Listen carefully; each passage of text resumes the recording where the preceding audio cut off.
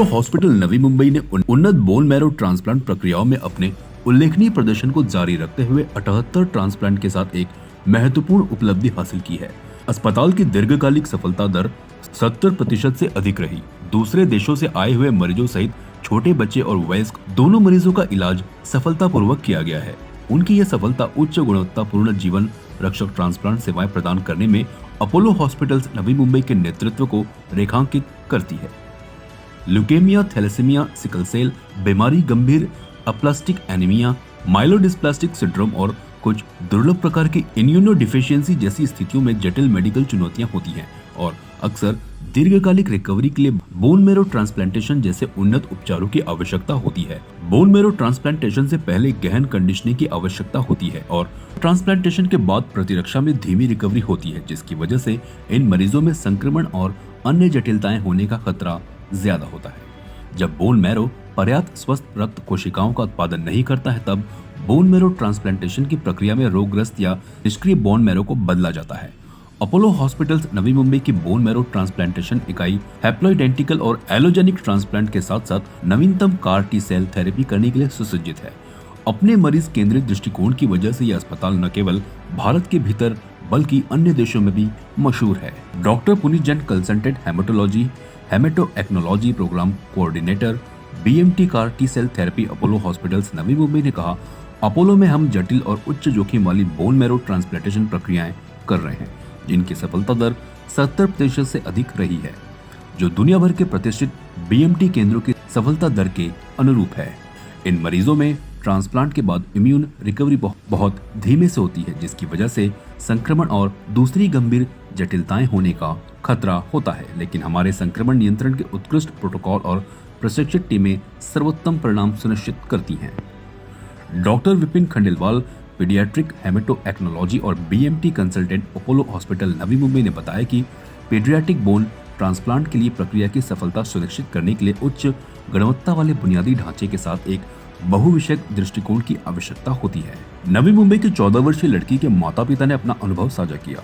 Leukaemia शब्द सुनते ही हमारी जिंदगी थम सी गई थी। हम अपनी बेटी के लिए बहुत चिंतित थे, लेकिन अपोलो हॉस्पिटल नवी मुंबई के डॉक्टर ने न केवल बेहतरीन चिकित्सा देखभाल प्रदान की, बल्कि हमारी बेटी के इलाज के हर चुनौतीपूर्ण चरण में वे हमारे साथ खड़े रहे। अपोलो हॉस्पिटल नवी मुंबई के डॉक्टरों और कर्मचारियों के हम बहुत आभारी हैं।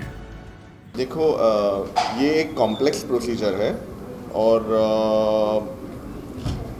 बहुत इंफ्रास्ट्रक्चर लगता है, बहुत मेहनत लगती है, बहुत सारे लोग लगते हैं और हमारा जैसे आउटकम हमने कहा 70-75% है, तो हमने हमारे कुछ पेशेंट्स हमने खोए भी हैं, लेकिन ज़्यादा करके बहुत सारे लोगों के लाइफ में चेंजेस आए हैं कि वो पूरा ठीक हो गए हैं। आगे हमारा प्लान ये है, हमने अभी कार टी सेल प्रोग्राम भी चालू किया है, जो एक स्पेशल प्रोग्राम है, जिसमें जो स्पेशल कुछ बीमारियां ऐसे होती है जिसमें जहां सब काम सब कुछ रास्ते बंद हो जाते हैं, वहाँ भी एक कार टी सेल प्रोग्राम मदद कर सकता है कुछ तरह की बीमारियों में। तो अभी हम फोकस कर रहे हैं आउटकम्स पे, लॉन्ग टर्म सक्सेस पे। सर, जिस तरह से आपने इंश्योरेंस की बात की थी कि लोग मोबाइल ले सकते हैं लेकिन एक इंश्योरेंस नहीं लेते, क्योंकि सब लोग 10 से 20 लाख खर्चा नहीं कर सकते, तो इंश्योरेंस लेने में कितना फ़ायदा होगा जनता? तो एक्चुअली ये शायद एक बहुत इम्पोर्टेंट पार्ट है। मैंने कहा कि हम घड़ी ले लेंगे, 1 लाख का मोबाइल या 70,000 का मोबाइल ले लेंगे। इंश्योरेंस कम से कम मेरे हिसाब से आज के ज़माने में 5-10 लाख रुपए का तो इंश्योरेंस होना ही चाहिए। और अगर थोड़ा सा भी जहां आप सेव कर सकते हैं, आप इंश्योरेंस में डालें, क्योंकि ये सब बीमारियों में गवर्नमेंट भी मदद करती है, क्राउड फंडिंग भी होता है, लेकिन अगर आपका इंश्योरेंस हो तो बहुत सारी चीज़ें सॉर्ट आउट हो जाती है, क्योंकि एंड ऑफ द डे अस्पताल का खर्चा है, दवाइयाँ हैं, इंस्ट्रूमेंट्स है, इक्विपमेंट्स है, प्रोडक्ट्स है, मशीन्स है, उनका खर्चा तो होने वाला है। तो मैं एक मैसेज ज़रूर देना चाहूँगा, अपना रेगुलर हेल्थ चेकअप करवाइए, 6-6 महीने में हो या आपके डॉक्टर जहाँ आप एक्सेस कर सकते हैं।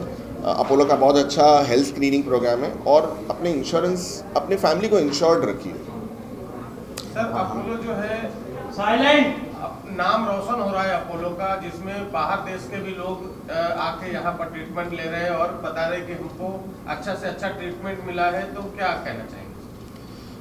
आई थिंक ये एक ऐसी फैसिलिटी है जो यूज़ करनी चाहिए अपने देशवासियों को भी, और जहाँ से लोग आ सके। हमारे काफ़ी सारे दूसरे बाहर से पेशेंट्स आते हैं, अफ्रीका से, मॉरिशस से, गल्फ से, नॉर्थ के भी काफ़ी कंट्रीज हैं, वहाँ से भी आते पेशेंट्स। तो ये कि अभी तो अपना एयरपोर्ट भी आ गया नवी मुंबई में, तो ये डेफिनेटली एक्सपांड होगा जो प्रोग्राम है। और मुझे लगता है कि ये फ़ायदा अपने लोकल लोगों को और भी लेना चाहिए जहाँ ज़रूरत हो। ये सारी चीज़ें कम कॉस्ट पे भी हेल्थ पे ध्यान दीजिए, अपना हेल्थ चेकअप रेगुलरली करवाइए, क्योंकि डॉक्टर विपिन भी अग्री करेंगे, डॉक्टर अभिजीत भी अग्री करेंगे कि बहुत सारी बीमारियां हमें रूटीन हेल्थ चेकअप पे पता चलती। मैं तो बोलूँगा 50-60% लोगों को पता भी नहीं चलता है कि उनको ये बीमारी है।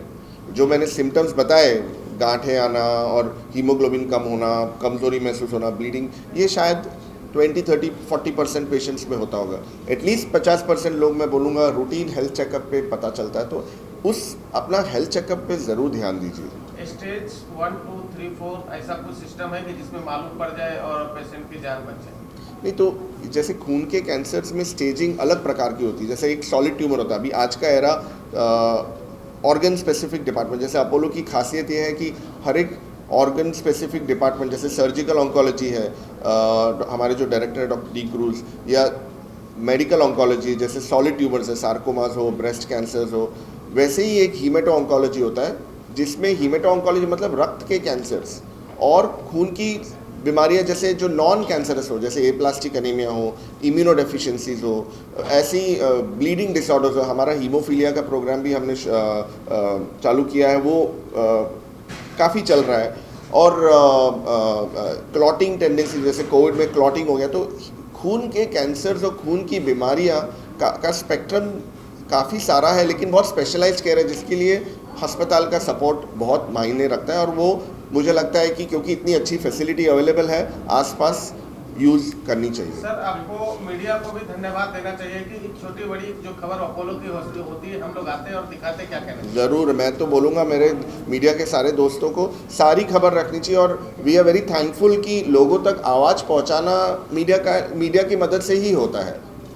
और सच और कितना आउटकम्स है, क्या है, वो सब ओवरव्यू आपको मिला।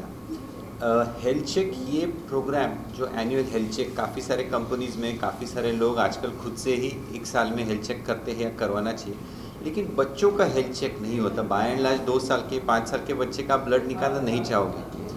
तो 2-3 चीज़ मैं यहाँ पे कहूँगा कि अगर सिर्फ हीमेटो ऑन्कोलॉजी के लिए नहीं, इन जनरल अगर आपका बच्चे का हाइट या वेट ठीक से नहीं बढ़ रहा है, या फिर उसका वेट सडनली कम होने लगे, या फिर उसकी डेवलपमेंट स्लो हो रही है, या फिर वो बार बार बीमार पड़ता है, कमज़ोर है, उसके क्लास के बच्चों में अगर आप देखोगे 3 साल का बच्चा नर्सरी में, यू सडनली फाइंड अरे ये छोटा है या उसकी डेवलपमेंट ठीक नहीं है, इन सारे बच्चों का आपको डेफिनेटली वर्कअप करना ज़रूरी है।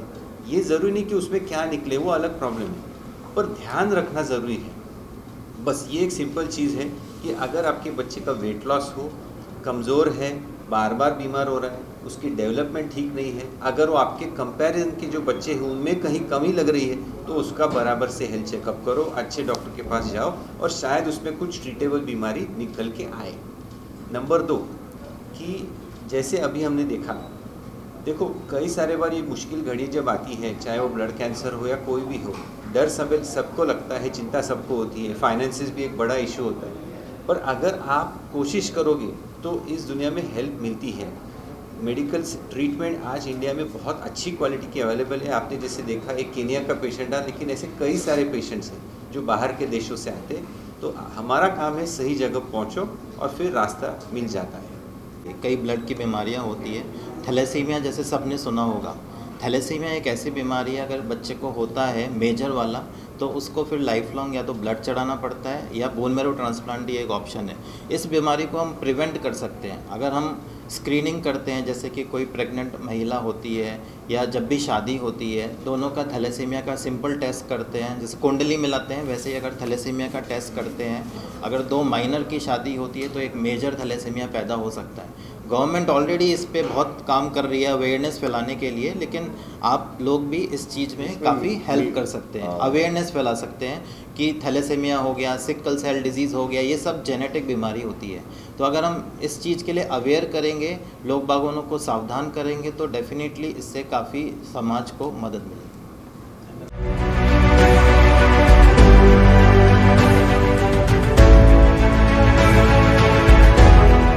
CEN न्यूज देश प्रदेश की ताजा तरीन खबरों के लिए CEN न्यूज को सब्सक्राइब करें और रहें पल पल की खबर से हर पल बाखबर।